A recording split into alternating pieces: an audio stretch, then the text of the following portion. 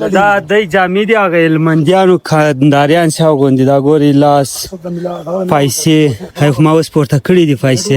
د غټ کالي دا ته تاسو وګورئ دا ګوره دا کورونه د تختو څخه جوړ دا بونیر کې چې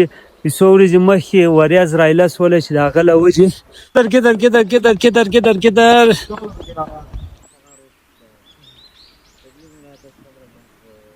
السلام علیکم دا د بالا توبټ ښایسته غرونه شین اسمان او د مانده د خوږ غږ نه ډک د غرمې خوندور سیند دی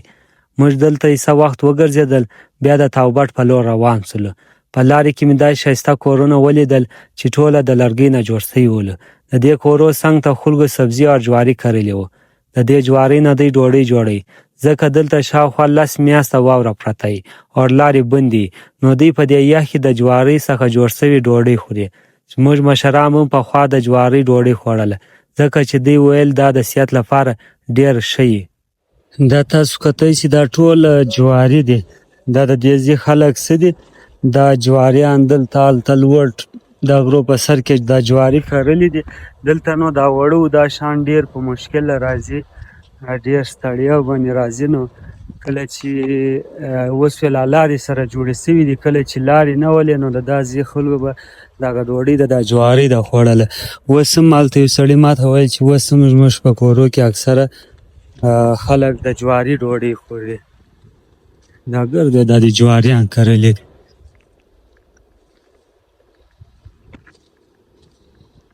او دا شی زه دا تاسو باندې ووینم دا ګورئ هلته دغه زموږ پخوا په غرو کې هم دا سته او وایي څه بد زوز راجګ سو ټوله واره به زه دی راوشکوم بیا به سبا خلاصوم دا ګورئ دا سر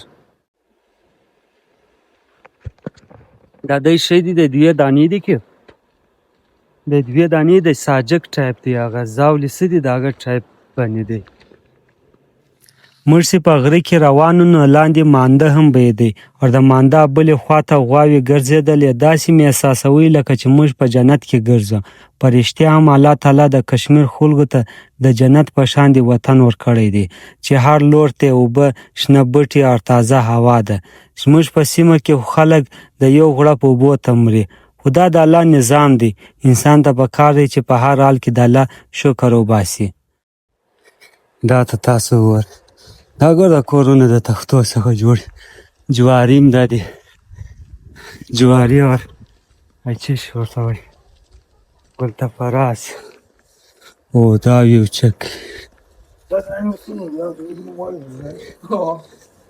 دا ګورې خاورو ډبرې هم کې استعمال کړی ده لرګی هم کې استعمال شوی دی دا نو وایي په یخ کې د کمرې ټمپریچر نارمل یې په ګرمۍ کې هم نارمل یې په ګرمۍ کې دی ګرمي نه پکې کېږي په یخ کې دی یخ نه پکې کېږي دا قسم دا تخته ده وګورئ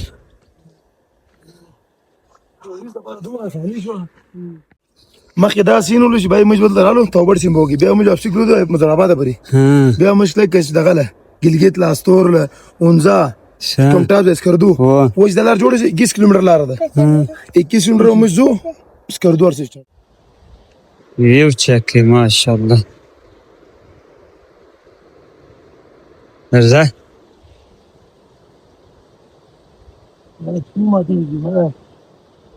کار نه کوي د بالا توبټ څخه د توبټه پورې د لارې ویو ډېر زیات خوندور دی خلکو په پښو باندې تګ راتګ کوي ځکه چې دلته د ترانسپورټ سهولت نشته همدا له وجې د کشمیر خلک ډنګر دي سخت دي او عمرونه زیات دي ځکه چې دوی په غرو کې په پښو باندې ګرځي که موږ هم ښه صحت غواړو نو پکار دی چې په غرو کې وګرځېږو دا ګرځلاو په غرو کې د صحت او د دماغ لپاره ډېر ښه وي دا خلک داسې خواریکشه دي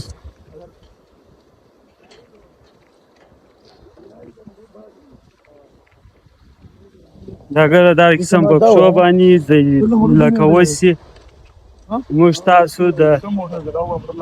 شو سفر 1 کیلو 2 کیلومتره یا 15 کیلومتره یو ښار څخه بل ښار له ځو په موټر کې دی دا په پښو باندې دا قسم تګ کوي سپر